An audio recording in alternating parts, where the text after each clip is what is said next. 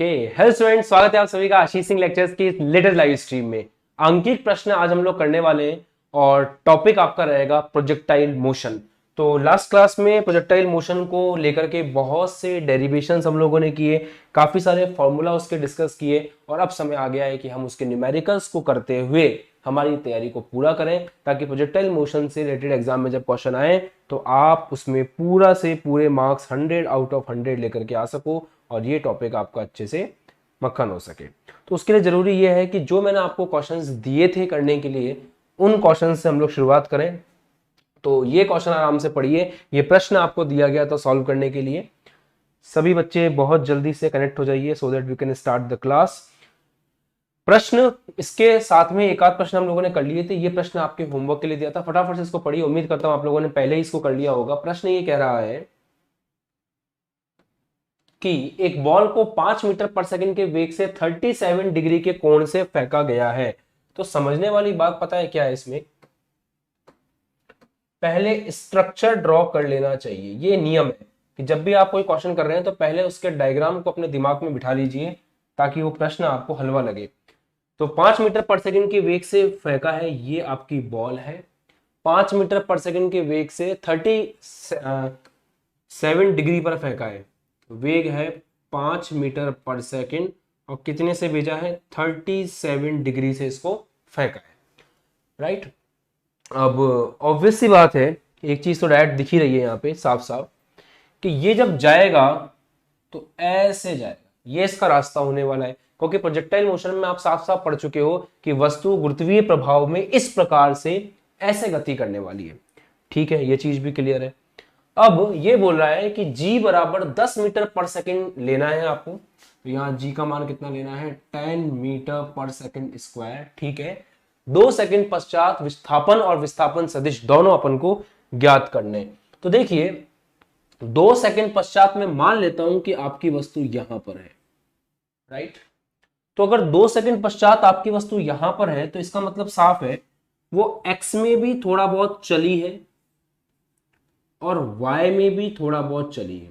तो अगर हम ये पता लगा लें कि आपकी वस्तु x में कितना चली है और y में कितना चली है, तो हम ये बता पाएंगे कि विस्थापन कितना हुआ है। बहुत सिंपल हो जाएगा हमारे लिए विस्थापन कितना हुआ है, क्योंकि अगर हमारे पास x निर्देशांक है और y निर्देशांक है और आपकी वस्तु यहां पर है, तो वस्तु यहां से चल करके वहां तक गई है, तो जो विस्थापन सदिश होगा, ध्यान से देखना, विस्थापन सदिश प्रारंभिक स्थिति से अंतिम स्थिति की तरफ होता है ऐसे, तो हम विस्थापन सदिश r वेक्टर को लिख पाएंगे xi cap plus y j cap. इस चीज को करने के लिए ना नॉलेज होना बेहद आवश्यक है पुराने टॉपिक्स की। जिस बच्चे को पुराने टॉपिक्स की, जिस बच्चे को वेक्टर वाले टॉपिक की नॉलेज है, वो इस चीज को बहुत मजे से कर सकता है। तो हमें मिला जुला करके, ध्यान दें बच्चों, हमें मिला जुला करके x का मान चाहिए और y का मान चाहिए। अगर हमें x और y के मान मिल जाए तो हम विस्थापन सदिश को कैसे लिख पाएंगे, xi cap plus yj cap, और इस प्रकार आपका पहला काम हो जाएगा जिसमें आपसे वो विस्थापन सदिश की बात पूछ रहा था।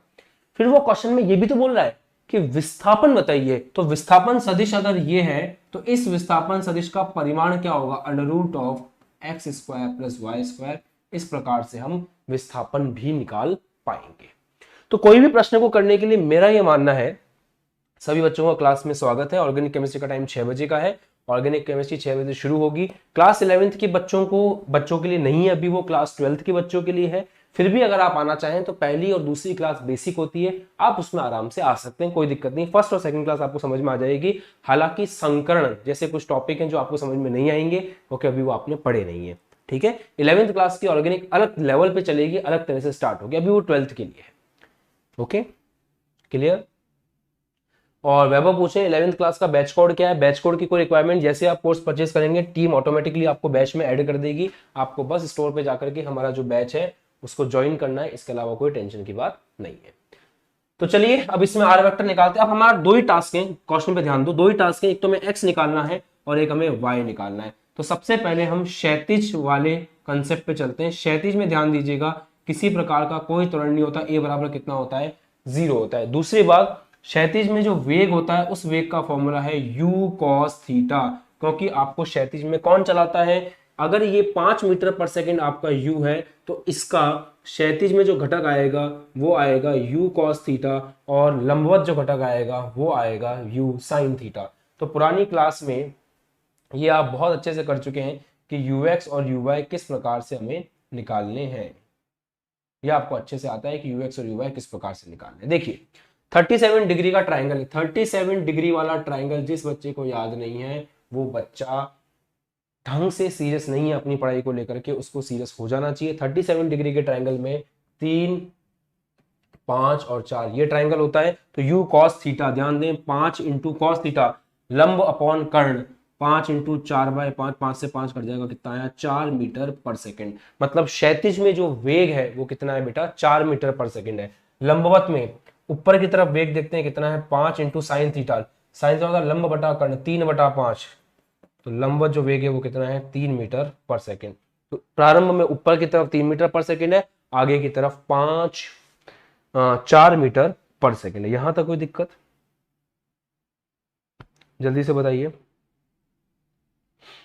किसी को कोई भी समस्या हो तो कमेंट करके आप पूछ सकते हैं, मैसेज कर सकते हैं, ऐसी कोई दिक्कत नहीं है। राइट, पक्का? ठीक है, यहां तक कोई दिक्कत? तो वेग कितना है क्षैतिज में 4 मीटर पर सेकेंड,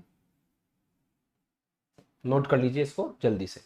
4 मीटर पर सेकेंड क्षैतिज में वेग कितना है 4 मीटर पर सेकेंड। और ऊर्ध्वाधर में वेग कितना है, ऊर्ध्वाधर में वेग है आपका, यहां से आपको दिख रहा होगा 3 मीटर पर सेकेंड। अब क्षैतिज में आपको पता है एकदम जनरल सिंपल कॉन्सेप्ट लगाते हैं, ये तो मैंने आपको पहले बता दिया था कि जब आप क्षैतिज में हैं तो आपको सिंपल कॉन्सेप्ट लगाना है। जब भी आप क्षैतिज में हैं आपको सिंपल कॉन्सेप्ट लगाना है। सिंपल कॉन्सेप्ट क्या बोलता है, चाल बराबर दूरी बटा समय होता है। तो चाल बराबर दूरी बटा समय होता है। तो दूरी बराबर कितना होगा, दूरी बराबर होगा चाल इंटू समय। तो दूरी s, दूरी क्या है x है, दूरी एक्चुअल में क्या है x है, दूरी एक्चुअल में क्या है x है, राइट।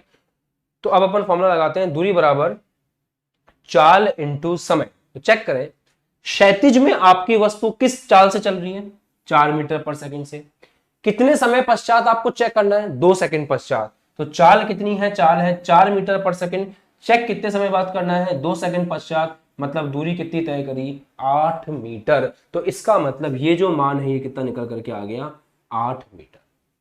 पूरे चैप्टर को मैं, पूरे क्वेश्चन को मैं स्टेप बाय स्टेप लेकर के चल रहा हूं ताकि आपके आराम से समझ में आ जाए। तो सबसे पहले आपने ये देखा, ये क्वेश्चन पहले वाला ही है, लास्ट क्लास में भी किया था कि भाई 5 मीटर पर सेकंड से वस्तु को फेंका है तो इसका जो विस्थापन है एक्स अक्ष में, पहले वो विस्थापन निकाल लीजिए 2 सेकंड बाद, 2 सेकंड में वाई अक्ष में कितना विस्थापन है वो निकाल लीजिए, और उसके बाद एक्स आई कैप प्लस वाई जे कैप के फॉर्म में लिख देना, वो आपका विस्थापन सदिश हो जाएगा। इसी विस्थापन सदिश का परिमाण निकाल लेना, वो आपका विस्थापन हो जाएगा।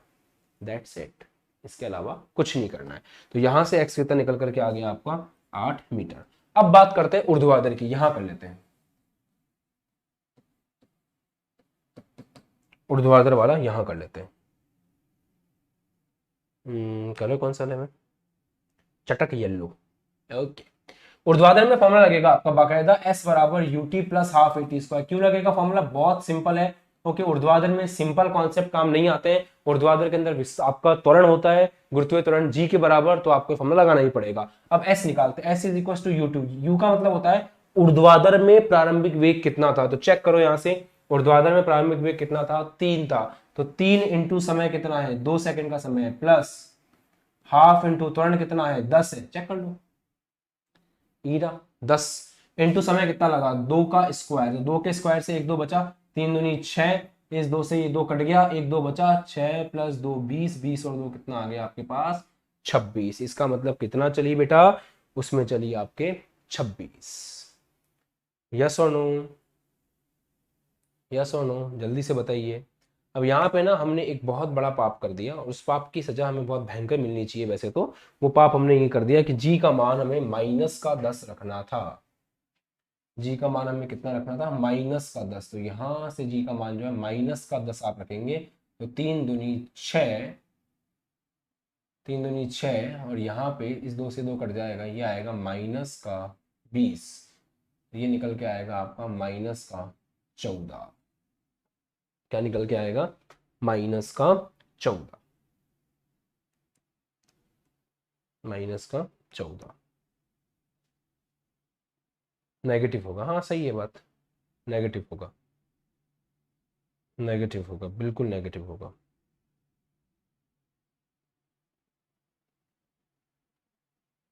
नेगेटिव होगा, ठीक है।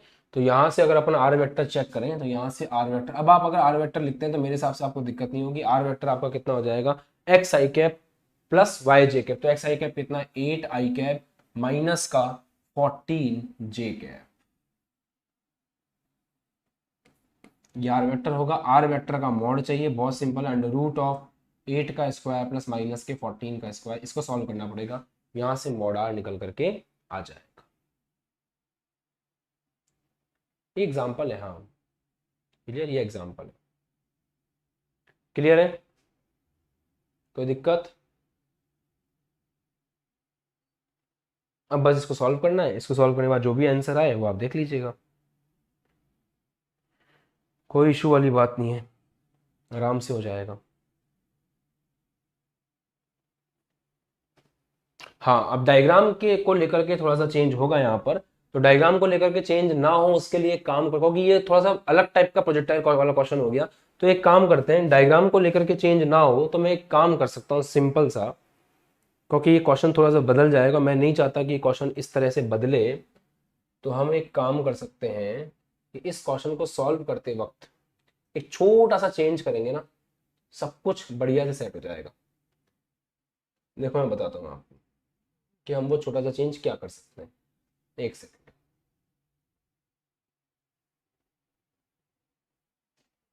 एक चेंज करते हैं, ये क्वेश्चन और इस तरह का बन जाएगा कि उसको आप फिर बिना माइनस प्लस के चक्कर के भी सॉल्व कर सकते हैं। आपकी प्रैक्टिस ही होगी और कुछ नहीं है। अभी आपने वो वाला प्रोजेक्टाइल सीखा नहीं है। जब आप ये वाला प्रोजेक्टाइल अगली क्लास में आप सीखोगे, जब प्रोजेक्टाइल यूं जाता है तो कहानी क्या होती है। जब प्रोजेक्टाइल आपका ऐसे जाता है ना, तो फिर आपका एक्स ऐसे होता है, वाई ऐसा होता है, तो उसमें वाई नेगेटिव होता है। तो ये प्रोजेक्टाइल वाला कॉन्सेप्ट आपने अभी सीखा नहीं है, इसलिए मैं आपको ये चाहूंगा कि अभी आप इस तरह से इस क्वेश्चन को लेकर ना चलें। इस क्वेश्चन में एक छोटा सा चेंज कर लीजिए, उसके बाद ये क्वेश्चन अच्छा हो जाएगा। 50 मीटर पर सेकंड के वेग से फेंका। 5 मीटर पर सेकंड को 50 मीटर पर सेकंड कर लो, कहानी एकदम सिंपल हो जाएगी।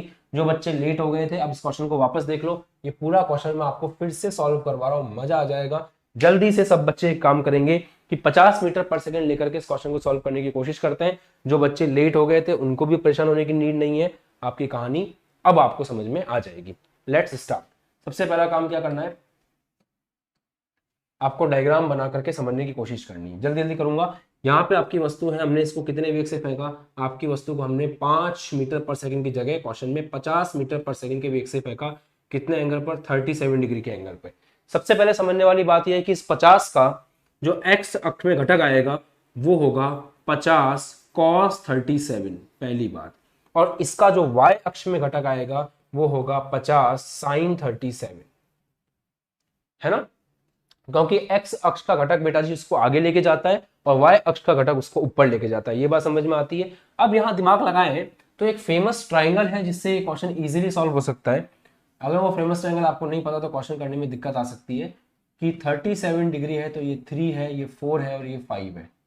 ये फेमस ट्राइंगल जिसको याद है उसको मजा आ जाएगा जीवन का। तो साइन 37 एंड कॉस 37, कॉस 37 कितना है आप देख सकते हैं, बेस बाय आधार बटा कर्ण, तो 4/5, ये कितना आ जाएगा? 40 मीटर पर सेकंड, राइट। 40 मीटर पर सेकंड से वस्तु आगे चल रही है। ऊपर की बात करें तो साइन 37 लंब बटा कर्ण अर्थात 3/5, तो ये 30 मीटर पर सेकंड के वेग से ऊपर जा रही है। अब यहां पर हमें ये बात डायरेक्टली क्लियर है अच्छे से कि आपकी वस्तु थोड़ी देर में इस तरह से चलने वाली है। अब अगर आपकी वस्तु इस तरह चलेगी तो 2 सेकंड पश्चात मान लेते हैं कि आपकी वस्तु यहां पर है, t बराबर 2 सेकंड पे इस पॉइंट P पर है और इस पॉइंट P के निर्देशांक है x, y, मतलब इस पॉइंट P का इधर से x है और इधर से y है। अब विस्थापन सदिश क्या होता है? विस्थापन सदिश की बहुत सिंपल परिभाषा है कि प्रारंभिक स्थिति को अंतिम स्थिति से जोड़ दीजिए, तो ये आपका बनेगा विस्थापन सदिश R। तो विस्थापन सदिश आर को अपन कैसे लिख सकते हैं, एक्स आई कैप प्लस वाई जे कैप। वेक्टर में अपन ने ये सारी चीज सीख रखी है। ओके, पक्का। अब ये काम है हमारा कि हम x और y निकालें। तो सबसे पहले क्षैतिज में बात करते हैं, x निकलेगा। क्षैतिज में आपको पता है सिंपल कॉन्सेप्ट लगता है, और क्षैतिज का कॉन्सेप्ट होता है चाल बराबर, क्योंकि क्षैतिज में त्वरण कितना है, शून्य है। तो डेरिवेशन में हमने प्रोजेक्टाइल मोशन की सीख रखा है कि क्षैतिज के अंदर हमको सिंपल कॉन्सेप्ट लगाना है, जैसे कि चाल बराबर दूरी बटा समय। तो यहां से दूरी बराबर कितना निकल के आ रहा है, चाल इंटू समय। कितनी चाल है आप खुद चेक करें, दूरी कितनी है x, क्योंकि क्षैतिज में 2 सेकंड पश्चात वस्तु कहां पहुंची हमें वो निकालना है। तो समय हमारे पास 2 सेकंड है, वस्तु किस चाल से चल रही है, 40 मीटर पर सेकंड से। तो चाल हो गई 40, समय कितना लग रहा है 2, ये हो गया 80 मीटर प्रति सेकंड। तो वस्तु 80 मीटर पर सेकंड से आगे बढ़ रही है, राइट। हाँ गंदी बात, 80 मीटर आगे बढ़ रही है, पर सेकंड नहीं, 80 मीटर आगे बढ़ रही है, 80 मीटर आगे बढ़ रही है।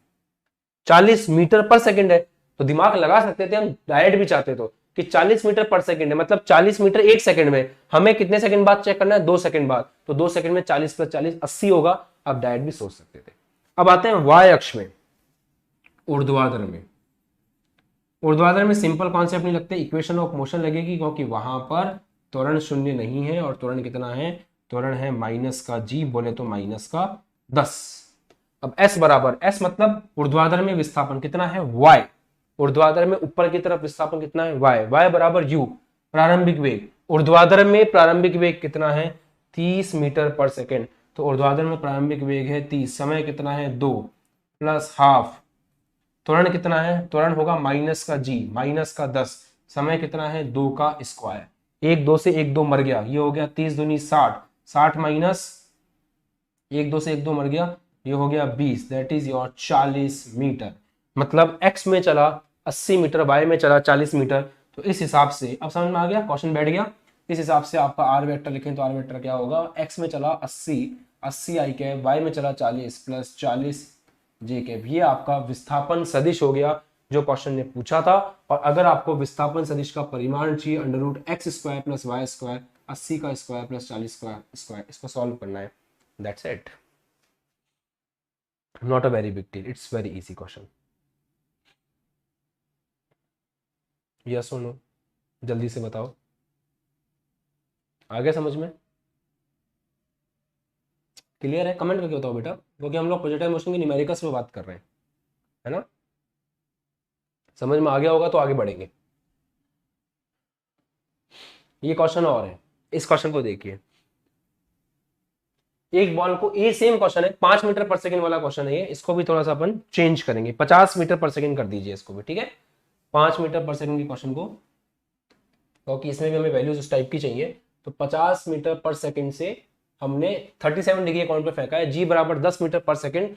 2 सेकंड पश्चात आपको ज्ञात करना है वेग किस प्रकार से होगा, 2 सेकंड पश्चात, राइट, क्लियर, वेरी गुड। अब इस क्वेश्चन को ट्राई कीजिए, इस क्वेश्चन को ट्राई कीजिए फटाफट जल्दी से। मैंने होमवर्क दिया था वैसे, पर होमवर्क आपने किया होगा तो आपको आइडिया होगा, कोई बात नहीं। विस्थापन और विस्थापन सदिश दोनों ही निकाल लेते हैं, विस्थापन तथा विस्थापन सदिश दोनों ही ज्ञात करने को बोले तो आप कर सकते हैं। विस्थापन सदिश आपका ये हो गया, विस्थापन आपका ये हो गया। उम्मीद करता हूं आपको ये मजा आया होगा करने में, कोई दिक्कत नहीं। अब एक बॉल को 50 मीटर पर सेकंड के वेग से, सेम क्वेश्चन है, बस उसके अंदर हमसे इस बार वेग के बारे में बात कर रहा है, विस्थापन के बारे में बात नहीं कर रहा है। स्टार्ट करते हैं। ये कह रहा है कि 50 मीटर पर सेकंड के वेग से हमने वस्तु को फेंका है। तो आपने 50 मीटर पर सेकंड से फेंका 37 डिग्री के कोण पर, तो प्रारंभिक वेग आगे की तरफ कितना हुआ 50 cos 37, और इसको आप सॉल्व कर चुके हो। सॉल्व करने के बाद वैल्यू कितनी आती है, अच्छे से आपको पता है 40 मीटर पर सेकंड, तो ये वैल्यू आती है 40 मीटर पर सेकंड। और इधर आता है 50 sin 37, और sin 37 भी आपने सॉल्व कर लिया था, वैल्यू कितनी आती है 30 मीटर पर सेकंड, तो इधर आती है 30 मीटर पर सेकंड। अब दिमाग लगाते हैं, वो ये कह रहा है, बात वो कह रहा है 2 सेकंड पश्चात मान लो आपकी वस्तु यहां पर है, 2 सेकंड पश्चात, राइट। तो अगर 2 सेकंड पश्चात आपकी वस्तु यहां पर है, तो आपको ये चेक करना पड़ेगा कि इस समय, अब वो बात कर रहा है वेग की और वेग सदिश की, दिमाग लगाइएगा। 2 सेकंड पश्चात अगर आपकी वस्तु यहां पर है तो सबसे पहले तो ये देखिए कि आगे की तरफ वेग कितना है। आगे की तरफ जो वेग है वो कहलाएगा vx। आगे की तरफ जो वेग है वो क्या कहलाएगा, vx। और वस्तु ऊपर भी जा रही है क्योंकि अभी अधिकतम ऊंचाई तक नहीं पहुंची है, तो वस्तु ऊपर भी चल रही होगी। ऊपर जो वेग है वो क्या कहलाएगा, vy। और आप जब वेग लिखोगे तो वो होगा vx i cap plus vy j cap. जैसे विस्थापन लिखने के लिए आपने x और y निकाला था और फिर x i cap plus y j cap करके आपने विस्थापन लिख लिया था, इसी प्रकार वेग लिखने के लिए आपको कुछ नहीं करना, सिंपल पता लगाना है कि 2 सेकंड पश्चात, कुछ बच्चों ने इसका आंसर लिख भी दिया है, देखकर की बहुत खुशी हो रही है।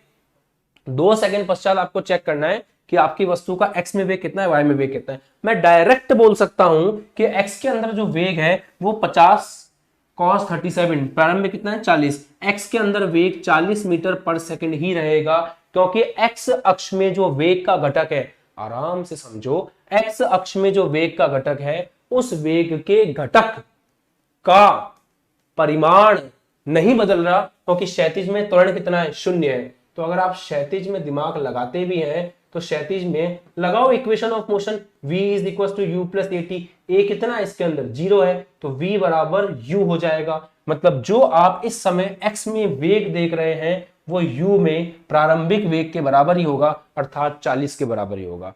परंतु ऊर्ध्वाधर में अगर आप देखें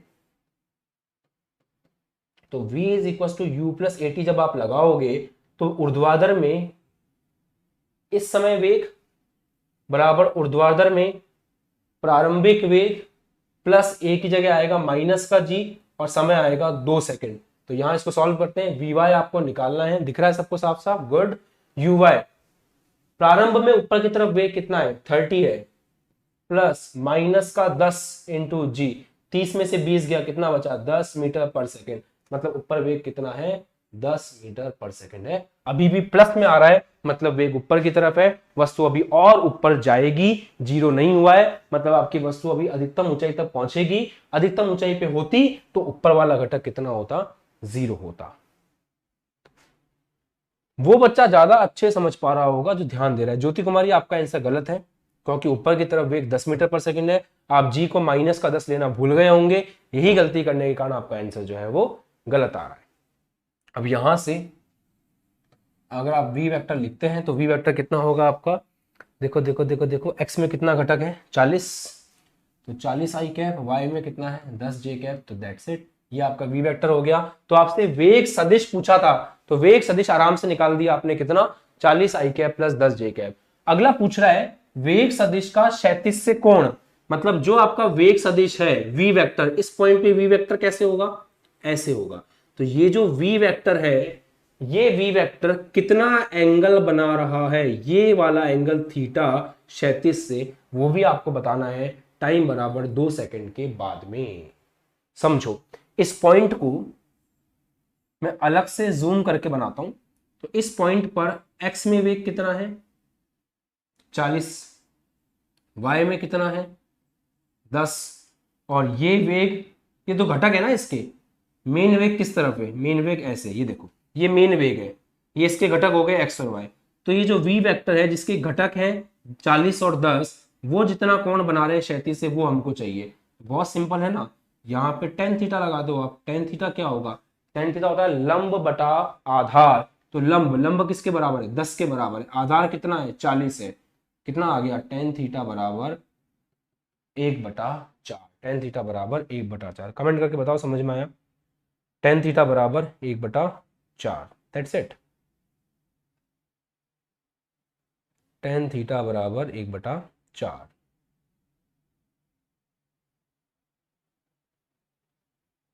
टेन थीटा बराबर 1/4।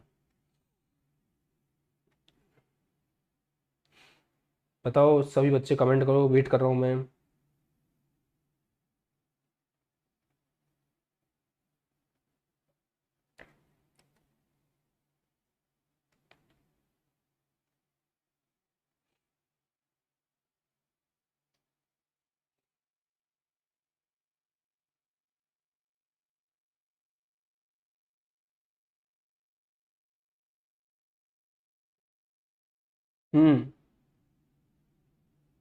बताओ जल्दी, क्लियर है?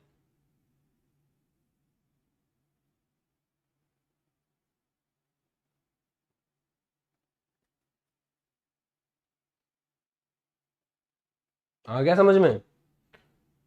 मजा आ रहा है? Very good.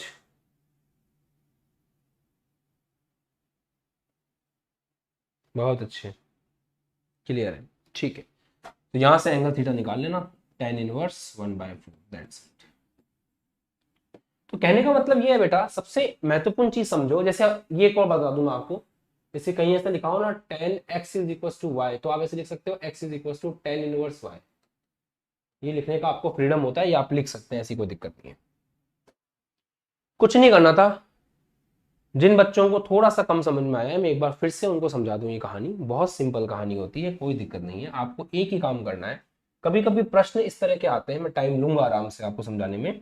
कभी कभी प्रश्न इस तरह के आते हैं बेटा कि ये आपने v वेग से फेंका, तो प्रारंभ में तो एक वेग होगा इस तरफ vx, इधर एक वेग होगा vy, और ये जो एंगल बन रहा होगा ये प्रारंभिक एंगल होगा थीटा।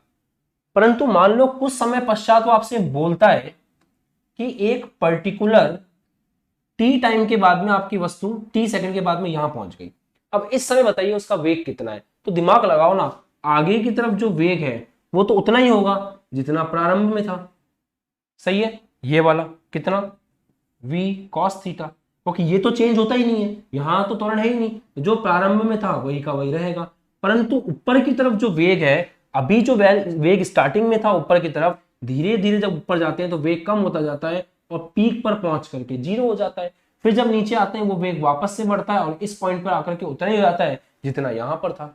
ये कहानी तो हमने लास्ट क्लासेस में सीख रखी है ना। तो इस समय कितना वी वाई है वो निकालने के लिए आपको स्टार्टिंग का यू वाई साथ में एटी करना पड़ेगा, ए बोले तो जीटी। तो इसको आपको इस तरह से लिखना पड़ेगा यू वाई माइनस जीटी। और यू वाई क्या है आपका, जो प्रारंभ में वेग था। तो प्रारंभ का वेग ऊपर की तरफ जो था वो समय के साथ साथ बदलता रहता है, परंतु जो क्षैतिज में प्रारंभिक वेग था वो लास्ट तक वही बना रहता है। इस जगह भी आके आप देखोगे तो आपको v cos थीटा मिलेगा। आप बीच में कहीं चेक करोगे तो भी आपको v cos थीटा मिलेगा। मतलब क्षैतिज वेग के अंदर कोई चेंज नहीं होता, परंतु जो आपका ऊर्ध्वाधर वेग है, क्योंकि त्वरण है ना, वेग का फॉर्मूला क्या होता है इक्वेशन ऑफ मोशन में, v is equal to U plus A T. आराम से समझो, तो क्षैतिज के अंदर आपका त्वरण जीरो है, तो क्षैतिज में त्वरण जीरो है तो v बराबर क्या होगा, u होगा क्षैतिज में। तो आप जब सीधे घटक की बात कर रहे हो तो सीधे घटक में त्वरण है ही नहीं, तो क्षैतिज में त्वरण नहीं होने के कारण, वापस से क्षैतिज में त्वरण नहीं होने के कारण जो प्रारंभ में क्षैतिज में वेग मिल गया वही वेग लास्ट तक कंटिन्यू करता है। परंतु अगर आप देखें v इज इक्वल टू क्या होता है, u प्लस ए टी। अब ऊर्ध्वाधर की बात करें, ऊर्ध्वाधर आराम से समझो बेटा, बहुत इंपॉर्टेंट चीज बता रहा हूं। ऊर्ध्वाधर में v इज इक्वल टू क्या होगा, u माइनस जी टी, क्योंकि ये बराबर क्या है, g है। तो यहां से यहां तक के सफर में आपका वेग को अगर आप चेक करोगे तो धीरे धीरे ये प्लस में है ये माइनस में, तो जैसे जैसे समय बढ़ेगा ये वाली वैल्यू बढ़ेगी, ये वाली वैल्यू बढ़ेगी, तो u के अंदर से कुछ माइनस होगा, u के अंदर से कुछ माइनस होगा, मतलब v कम होता जाएगा। तो ध्यान दें, जैसे जैसे वस्तु आगे बढ़ेगी समय बढ़ेगा, समय के बढ़ने से gt बढ़ेगा, gt बढ़ता बढ़ता बढ़ता बढ़ता u को कम करता जाएगा। तो ऊपर की तरफ जो वेग है वो धीरे धीरे कम होता जाएगा और एक पॉइंट पर आकर के, ये पॉइंट पता है कौन सा है, जब u बराबर gt हो जाएगा और v कितना आ जाएगा ऊपर की तरफ, जीरो। आया समझ में? इस पॉइंट पर आकर के आपका ये जो नेगेटिव फैक्टर है ये इसके बराबर हो जाएगा और v कितना आ जाएगा, जीरो। बहुत डीप में समझा रहा हूं मैं आपको। फिर क्या होगा, समय और आगे बढ़ेगा, समय और आगे बढ़ेगा तो ये नेगेटिव वैल्यू बड़ी हो जाएगी u से। तो जब आप इधर आओगे इधर आओगे इधर आओगे इधर आओगे, वेग और बढ़ता जाएगा, नेगेटिव में बढ़ता जाएगा, ये वैल्यू माइनस में आती जाएगी और इस पॉइंट पर आकर के वापस वैल्यू नेगेटिव में उतनी हो जाएगी जितनी पॉजिटिव में प्रारंभ में थी। ये बात प्रोजेक्टाइल के टॉपिक में मैं आपको पहले भी बता चुका हूं। यस और नो? तो जो चीज हम कर रहे हैं वो प्रॉपर फील है और कुछ नहीं है। तो आपको इस समय किसी भी पर्टिकुलर टाइम पे पूछे एंगल कितना, ये थीटा डैश निकालने को बोले तो बहुत सिंपल है, थीटा डैश बराबर लंब बटा आधार। लंब क्या है, उस समय जो भी y में ऊपर की तरफ वेग है अपॉन आधार वी एक्स तो चेंज होता नहीं है, वी वाई आपको नया निकालना पड़ेगा। यहां से आप थीटा डैश निकाल सकते हैं और ये टेन थीटा का फॉर्मूला बनेगा, तो यहां से थीटा डैश होगा tan inverse V Y upon V X. इस चीज को यूज कर सकते हो जब भी न्यूमेरिकल में आपसे करने को बोले। यस और नो? अब बताओ कि ये जो क्वेश्चन आपको मैंने करवाया है क्वेश्चन मक्खन हुआ? अब अगली क्लास में और अच्छे अच्छे क्वेश्चंस करेंगे। आज आपको आपके मोमेंटम बैच के अंदर शीट्स मिल जाएंगी, तो जिन भी बच्चों ने अभी तक भी बैचेस ज्वाइन नहीं कर रखे हैं, जितना जल्दी हो सकता है आप अपने बैचेस को टाइमली ज्वाइन कीजिए, क्योंकि बैचेस को ज्वाइन करने के बाद आपको प्रॉपर शीट्स, प्रॉपर असाइनमेंट और ये सब चीज़ें मिलने लगेंगी। तो जिन भी बच्चों ने अभी तक प्रॉपर बैचेस ज्वाइन नहीं किए हैं, जितना जल्दी हो सकता है आशीष सिंह लेक्चर्स की एप्लीकेशन, बहुत सिंपल प्रोसेस है, it's very simple. Ashish Singh lectures की एप्लीकेशन को आपको इंस्टॉल कर लेना है गूगल प्ले स्टोर पे जाकर के। उसके बाद आपको अपनी आईडी बनानी है। आईडी बनाने के बाद में आपको आपका जो बैच है वो सेलेक्ट करके उसे परचेज कर लेना है। उस बैच में आपको लाइव क्लासेस जो कि आपके एक्सक्लूसिव हैं, handwritten notes, test series, assignment, वो सारे ऑप्शंस मिलने लगेंगे और आपकी तैयारी पहले से और बेहतर होती जाएगी। तो मिलते हैं अगली क्लास में। बाय बाय, जय हिंद, टेक केयर, ध्यान रखो, खुश रहो, मस्त रहो, पढ़ाई करते रहो। और प्रोजेक्टाइल मोशन के न्यूमेरिकल्स कैसे लगे कमेंट करके आपको जरूर बताना है। इन क्वेश्चंस की अच्छे से प्रैक्टिस करके रखनी है। अगली क्लास में हम लोग कुछ और अच्छे क्वेश्चंस करेंगे और अगली क्लास में हम वो वाला प्रोजेक्टाइल मोशन पढ़ेंगे जिसमें आपकी वस्तु किसी एक हाइट से इस तरह से फेंकी जाती है। जब हम कैसे वस्तु को ऐसे हाइट से फेंकें तो वो किस प्रकार की गति तय करती हुई आएगी, ऐसी वाली। तो इस गति को हम चेक करेंगे कि इस प्रकार के प्रक्षेप्य को, इस प्रकार के प्रोजेक्टाइल मोशन के क्वेश्चंस को हम कैसे सॉल्व कर सकते हैं। तो ये रहेगा आपका नेक्स्ट एपिसोड में, ठीक है? तो आप इस एपिसोड को जरूर देखिएगा। बाय बाय, जय हिंद, टेक केयर, ध्यान रखो, खुश रहो, मस्त रहो, पढ़ाई करते रहो। कमेंट करके जाना है कैसा लगा, न्यूमेरिकल्स समझ में आ रहे हैं नहीं आ रहे हैं। अगर आप कहोगे कि और न्यूमेरिकल्स करवाइए, हम और न्यूमेरिकल्स करवाएंगे। तो कमेंट सेक्शन में आपको जाके बताना है कि इस टॉपिक के न्यूमेरिकल्स आपको क्लियर हो गए, ताकि उन कमेंट्स को पढ़ के मैं अगली क्लास में इससे अच्छे लेवल के न्यूमेरिकल्स लेकर के आऊँ आपके लिए। और अगर आप कहेंगे सर ऐसी लेवल के क्वेश्चंस की और प्रैक्टिस कराइए, तो कमेंट पढ़ के मैं अगली क्लास में उसी लेवल के क्वेश्चंस और लेके आऊंगा। तो आपके कमेंट डिसाइड करेंगे कि हमारे आगे की स्ट्रेटेजी क्या होगी। इसे जितने बच्चे लाइव देख रहे हैं कमेंट जरूर कीजिएगा। बाय बाय, जय हिंद।